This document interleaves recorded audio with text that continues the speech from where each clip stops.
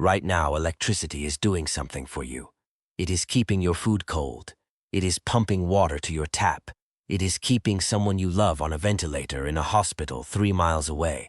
It has been doing these things continuously, without interruption, for so long that you have never once thought about what happens when it stops. Tonight it stops. Not in your neighborhood, not in your city, everywhere, all of it, at once, and the next 30 days will kill more people than any war in the last 50 years. Electricity is the only form of energy that cannot be stored at scale. Oil sits in barrels, gas sits in pipelines, coal sits in piles. Electricity must be generated continuously, transmitted instantly, and consumed immediately. A perfect balance of supply and demand maintained every second of every day across grids that span entire continents. The U.S. Eastern Interconnection Grid alone serves 250 million people across 38 states and operates as a single synchronized machine running at exactly 60 hertz. When that machine stops, it doesn't wind down gradually. It stops instantly, completely. Every device connected to it goes dark simultaneously, from the largest factory to the smallest nightlight, in the same fraction of a second. The first thing that dies is light. This seems obvious, but the psychological impact of simultaneous darkness across an entire civilization is something no living human has experienced. City dwellers have never seen true darkness, the kind where you cannot see your hand in front of your face. The moment the grid fails, every city on Earth goes from its normal glow to absolute black. No street lights, no building lights, no traffic signals, no screens. The darkness is total and it arrives without warning at whatever time of day the failure occurs. If it happens at 2 p.m., there is natural light. If it happens at 9 p.m., there is nothing. For the first hours, the most valuable object on Earth is not gold or oil. It is a flashlight with working batteries. Hour 1, water stops. This is the impact that kills fastest and that most people never anticipate. Municipal water systems depend on electric pumps to move water from treatment facilities through distribution networks to homes and buildings. The moment electricity fails, the pumps stop. Water already in the pipes continues to flow briefly from residual pressure, typically 2-4 hours in most systems. After that, the taps run dry. Cities of millions of people lose running water within hours of losing electricity.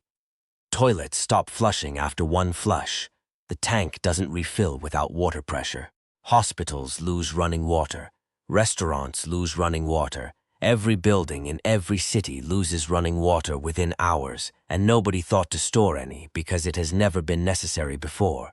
Hour 2, the medical emergency begins.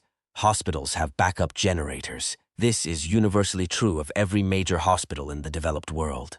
Those generators run on diesel, and they activate automatically within seconds of grid failure.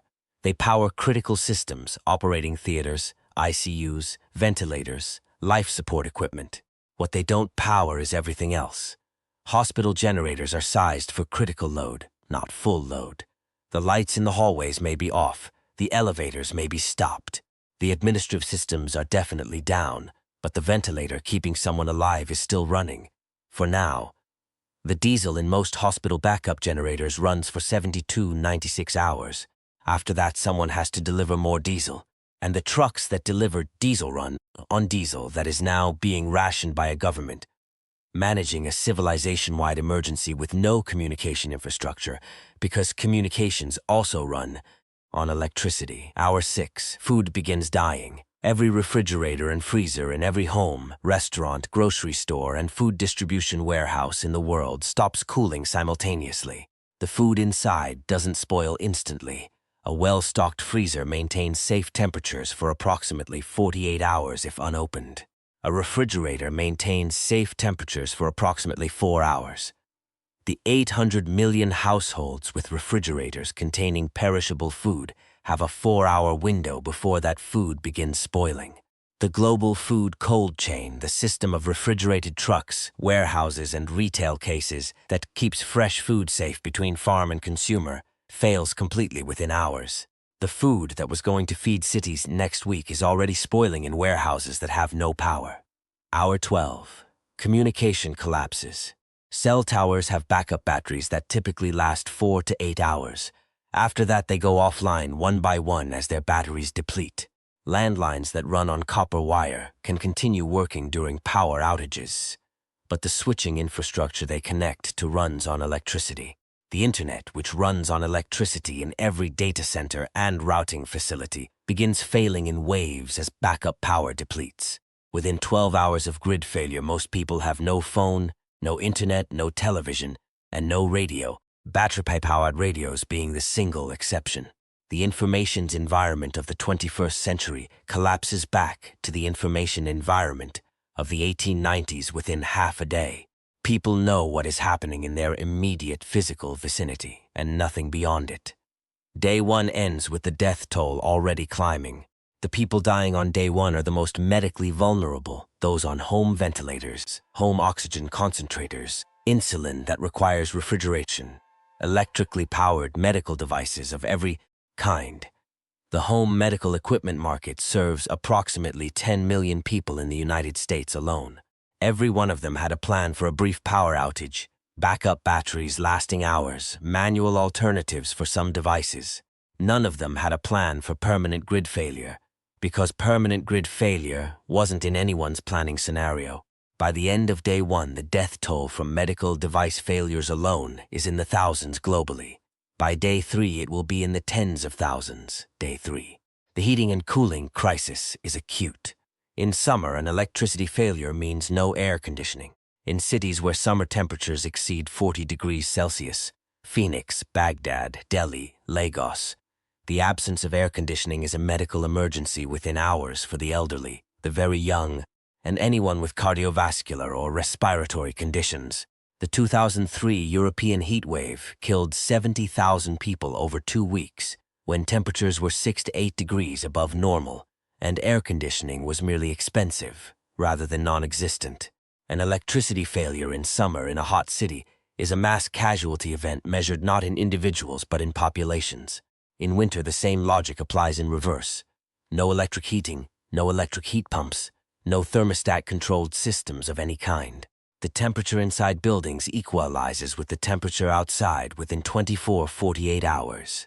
Day 5. The water crisis becomes the primary killer. The 2-4 hours of residual water pressure that existed on day 1 is long gone. Cities have no running water. Sanitation systems that depend on water pressure, toilets, hospital sterilization, food preparation, have stopped functioning.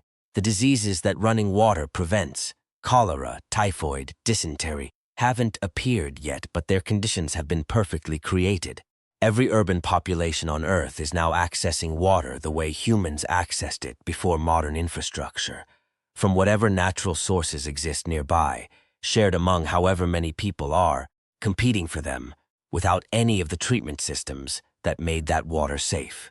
The Ganges River, the Thames, the Hudson, the Seine, rivers that flow through major cities and that carry centuries of industrial contamination, suddenly become the primary water source for millions of people with no filtration capability. Day 7. The food system has restructured around what doesn't require refrigeration or cooking with electric appliances. Canned goods, dried goods, foods that can be eaten cold or cooked over open flame. These are the new currency of day 7. The panic buying that emptied refrigerated and frozen sections on day 1 has now emptied canned goods sections.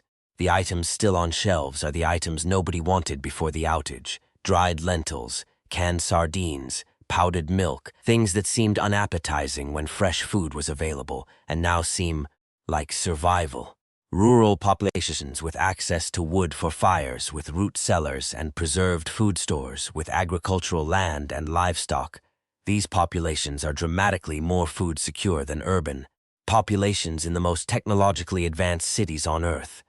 The hierarchy of vulnerability has completely inverted from what it was on day 0. Day 10.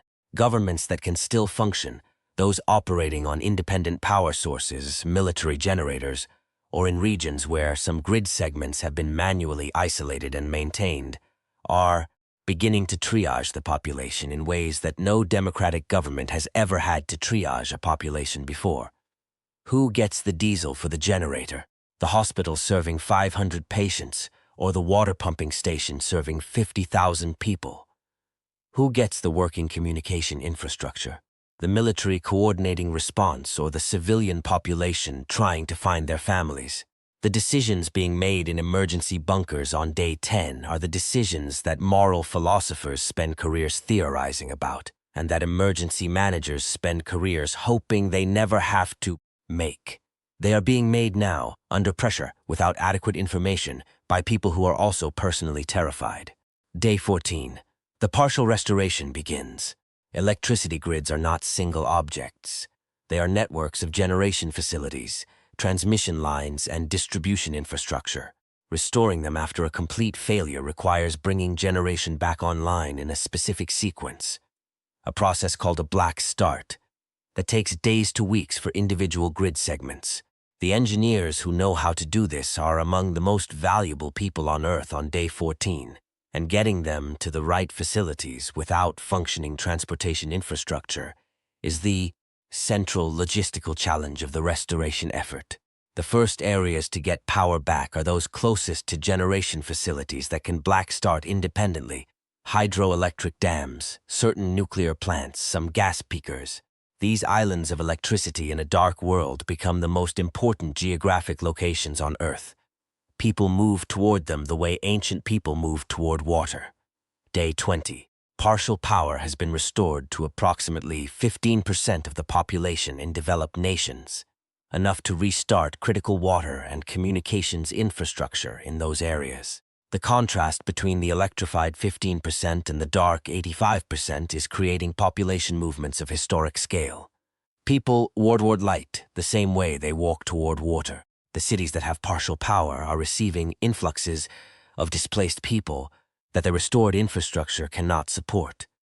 A water system designed for 500,000 people, suddenly serving 2 million people who walk there from the dark. The restoration creates its own crisis, even as it solves the original one. Day 30. Power has been restored to approximately 40% of the global population. The death toll from 30 days without electricity is the most debated number in the aftermath. Estimates range from 5 million to 35 million people globally, depending on methodology and what you count. The lower number counts only direct deaths from medical device failures, hypothermia, and violence. The higher number counts deaths from waterborne disease, malnutrition, and delayed medical care, whose causal connection to the outage is real but indirect. Both numbers represent the largest loss of human life from a single event since World War II.